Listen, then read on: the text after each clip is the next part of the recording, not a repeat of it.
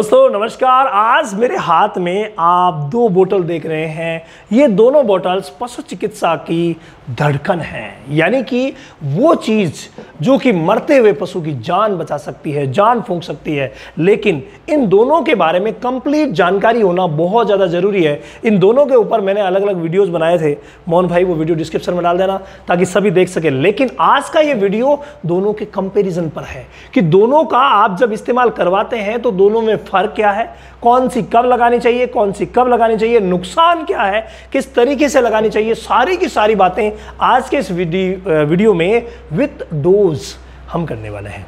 तो देखिए, बात अगर हम करें, पहले कंटेंट की बात कर लेते हैं।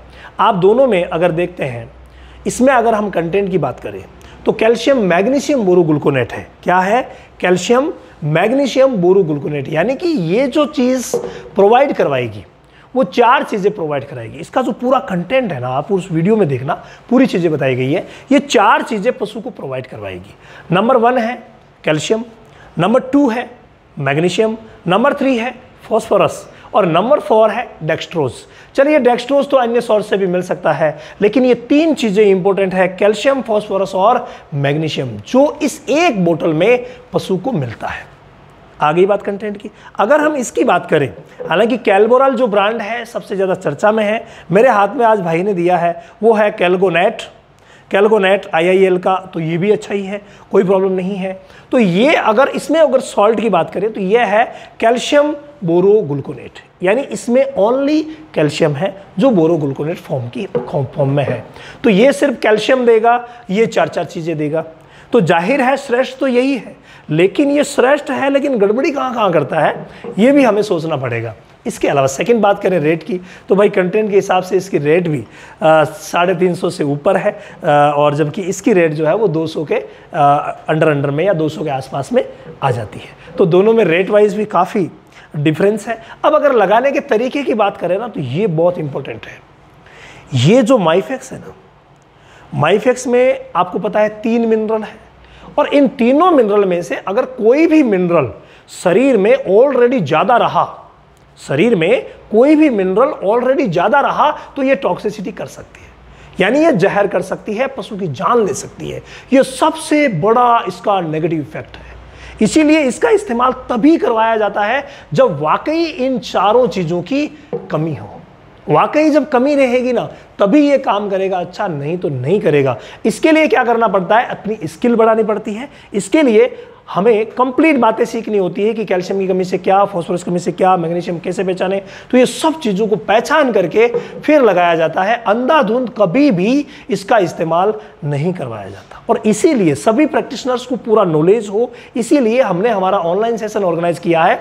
ये ऑनलाइन सेशन आने वाली 21 तारीख से शुरू हो रहा है। अगर आप इस ऑनलाइन सेशन का हिस्सा बनना चाहते हैं तो रामावत एनिमल ऐप पर चले जाइए। रामावत एनिमल ऐप पर आपको डेमो क्लास भी मिलेगी, आपको फ्री क्लासेस भी मिलेगी, किस तरीके से पढ़ाया जा रहा है। अगर आपको समझ में आ जाए तो आप ज्वाइन कर सकते हैं, अदरवाइज आप स्किप कर सकते हैं। तो बात मैं कर रहा था इसकी, तो ये भाई चारों चीज़ों की जब कमी रहे तभी ये अच्छा काम करती है, अदरवाइज नुकसान कर सकती है। ये बात मैंने बता दी। अब आप अगर जनरल वे में देखें कि सर जनरली कब कमी रहती है, तो जनरली कमी रहती है बच्चा देने से 10 दिन पहले। बच्चा देने से 10 दिन पहले का जो समय होता है, उस समय में, यानी बच्चा देने से 2 दिन पहले भी हो सकता है, 5 दिन, ये जो समय होता है ना, इस समय में अक्सर इन चारों की कमी मिल सकती है और ये टॉक्सिसिटी नहीं करेगी। समझ में आ गई बात? इसके अलावा बच्चा देने के 2 महीने बाद तक, यानी कि 60 दिन तक विटामिन मिनरल्स दूध में निकलते हैं। इधर से बच्चा पैदा हुआ, पशु में वो इनकी कमी रहती है। तो इस कंडीशन में कमी रहती है, तो ये बच्चा देने से 2 महीने तक फायदा अच्छा करेगी। तो अगर कभी भी कैल्शियम की कमी के लक्षण आए, हालांकि हम लक्षण के हिसाब से अगर चलें तो कैल्शियम की कमी के जब लक्षण आएंगे तो ये दोनों काम आ जाएंगी। चाहे ये लगा दो, चाहे ये लगा दो, दोनों ही सुपर वर्क करेगी। लेकिन अगर कैल्शियम के साथ साथ फॉस्फोरस भी कम है, मैग्नीशियम भी कम है, तो ऐसी कंडीशन में ये अकेली रिजल्ट नहीं देगी। उस कंडीशन में इसका इस्तेमाल हमें करवाना ही पड़ेगा। बस यही चीज़ आप लोगों को समझनी है। इसके अलावा कंपनियां कहती है कि इन दोनों को चमड़ी में ना लगाया जाए, सबक्यूटेनियस यूज़ नहीं किया जाए, जबकि इसको माइफेक्स को सबक्यूटेनियस बिल्कुल भी नहीं लगाया जाता, ये सूजन कर सकती है, एब्जॉर्ब नहीं होगी। जबकि सीबीजी जो है वो काफ़ी हद तक कई प्रैक्टिशनर्स लगाते हैं और बेटर रिजल्ट भी मिलता है सबकट में भी। ठीक है, ये दोनों बातें सोचने की है। इसके अलावा जो इनकी आधारभूत चीज़ें हैं ना, वो दोनों के लिए लागू होती है कि कभी भी हाई टेम्परेचर में कैल्शियम नहीं चढ़ाया जाता और नॉर्मली इन दोनों को 101.5 डिग्री फ़ारेनहाइट से नीचे ही चढ़ाया जाता है, ऊपर इनका इस्तेमाल कभी नहीं किया जाता। कई भाई कहते हैं कि नीचे भी साफ जहर कर दिया। अरे तो यार, जहर करना या टॉक्सिसिटी करना या ये लगाने के बाद मौत होना डिपेंड करता है उसके शरीर में कमी थी या नहीं थी। अब कई बार क्या होता है, टेम्परेचर डाउन रहता है, जैसे कई प्रकार के मैस्टाइटिस होते हैं जिनमें टेम्परेचर डाउन होता है और लक्षण जो आते हैं वो लक्षण कैल्शियम की कमी के आते हैं। तो ऐसी कंडीशन में क्या करते हैं, प्रैक्टिशनर माइफेक्स वगैरह चला देते हैं और मौत हो जाती है।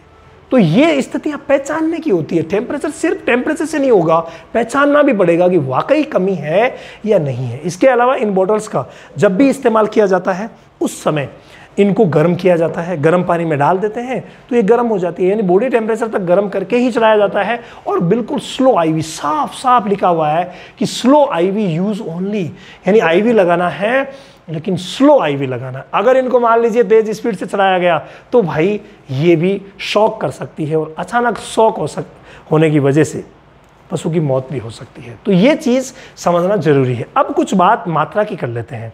मात्रा की अगर हम बात करें तो नॉर्मली इनकी जो डोज होती है वो होती है 1 ml 1 kg बॉडी वेट के हिसाब से। अब आप सभी को पता है कि जितने भी मिनरल्स के इंजेक्शन होते हैं उनकी कोई निश्चित डोज नहीं होती। क्यों नहीं होती? ये डिपेंड करता है कि उसके शरीर में कमी कितनी है।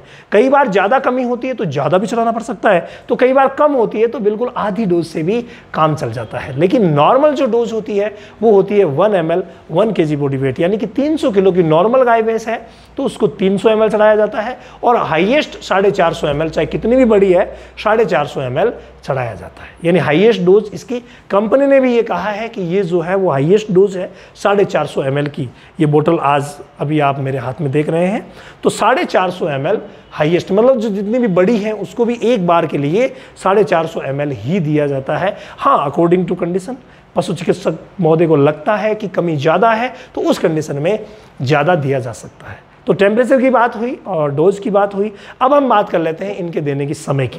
तो देखिए, अगर बात सीबीजी की करें तो सीबीजी को कभी भी लगाया जा सकता है।